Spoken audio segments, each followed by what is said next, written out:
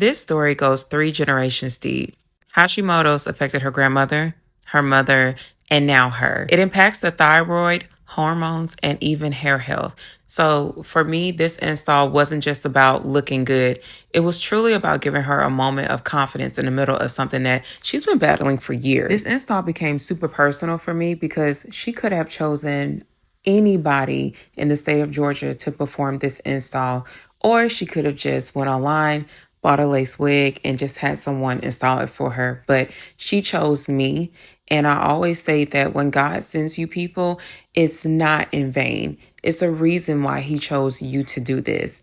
And although I do not specialize in alopecia or severe hair loss, I took this job on because baby, it's faith over fear. So we chose Kinky Straight, and my girl sent me an inspiration photo, and immediately I got to it. She's a corporate baddie, so I wanted to keep it very subtle so that way she doesn't feel overwhelmed looking at herself in the mirror. I decided that I needed to be super prepared. So I bought a frontal, I bought wefts, and I also had K-tip hair. I knew that she had enough hair around the perimeter to at least do some decent amount of K-tips and some micro K-tips with no problem. Now in the past, when I've done sew-ins on clients who've had alopecia or a thin crown, I've created an anchor braid, and I used to do a net to create the illusion of fullness. So my thought process was, okay, I'm going to do the exact same thing that I would do for anybody else, especially since she had more than enough hair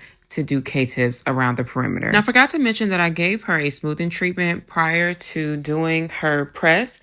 So once I was done anchoring down her net and sewing it down, I did her press. I definitely gave her a trim because it had been some time since she's trimmed her hair.